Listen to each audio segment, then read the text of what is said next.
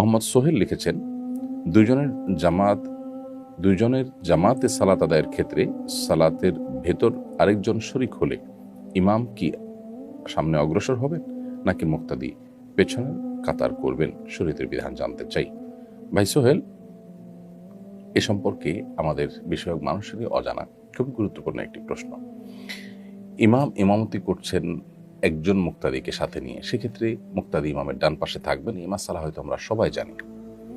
কিন্তু ইমামের ইমামতি চলাকালীন সময়ে অর্থাৎ নামাজের মাঝে যদি কোনো মুসল্লি এসে ইমামের সাথে যুক্ত হন, ডান পাশে মুসল্লির পাশেই অথবা ইমাম সাহেবের বাম পাশে দাঁড়ান, সেক্ষেত্রে ইমাম সাহেব কি করবেন? কারণ একাধিক মুক্তাদি যখন হবে তখন ইমামের কর্তব্য হলো সামনে দাঁড়ানো, মুক্তাদিদের কর্তব্য হলো পেছনে দাঁড়ানো।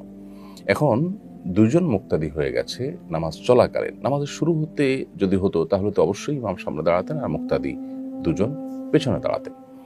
এখন নামাজের মাঝে হওয়াতে একজন ছিলেন, তাকে ডানে রেখে শুরু করা হয়েছে, আরেকজন এসে এখানে যুক্ত হয়েছেন বাম পাশে কিংবা ডান পাশে মুসল্লির সাথেই। সেক্ষেত্রে কি করবেন? এর উত্তর হলো, এ বিষয়ে সহিহ মুসলিমে জাবের রাদিয়াল্লাহু তাআলা থেকে বর্ণিত একটি হাদিসে সুস্পষ্ট নির্দেশনা আমরা পাই। সেটি হলো, জাবের রাদিয়াল্লাহু তাআলা বলেছেন যে তিনি নবী করিম সাল্লাল্লাহু আলাইহি সাল্লামের সাথে সালাত আদায় করছেন। এমত অবস্থায় নবী সাল্লাল্লাহু আলাইহি সাল্লামের পাশাপাশি দাঁড়িয়ে একজন মুক্তাদি হিসেবে যখন সালাত আদায় করছেন, এর মধ্যে আরেকজন সাহাবী এসে তাঁর বাম পাশে দাঁড়ালেন। তখন নবী করিম সাল্লাল্লাহু আলাইহি সাল্লাম তাদের উভয়কে হাত দিয়ে ইশারা দিয়ে এবং ধরে সালাতের মধ্যে যেন আমলে কাসির না হয় সেইভাবে ধরে নিশ্চয়ই আপনার পেছনের দিকে তাদেরকে ঠেলে দিয়েছেন এবং তারাও ধীরে ধীরে বরাবর পেছনে গিয়ে দুজন একসাথে মিলিত হয়ে দাঁড়িয়েছেন। এভাবে তারা সালাত আদায় করেছেন।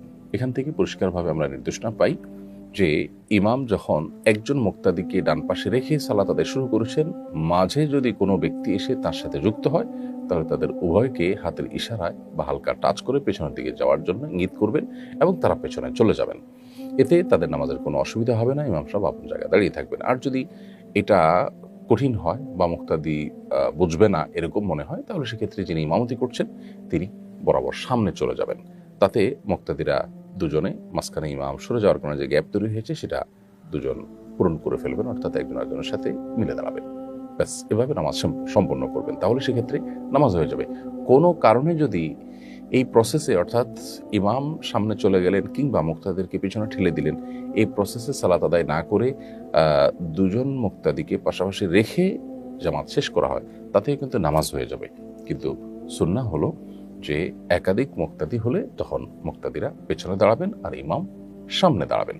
অতএব এই পদ্ধতিতে সালাত আদায় করতে হবে। আমাদের দেশে যে সমস্ত জায়গায় মানুষ নিজেরা জামাত করে এবং একজন মুক্তাদিনে জামাত করে, সে সমস্ত জায়গায় পরবর্তীতে এসে কেউ সেখানে জয়েনই অনেক সময় করতে ইতস্তত বোধ করেন, অথবা জয়েন করলেও তিনি পাশে দাঁড়ান আর ইমাম সাহেবও ওই অবস্থায় সালাত আদায় করেন।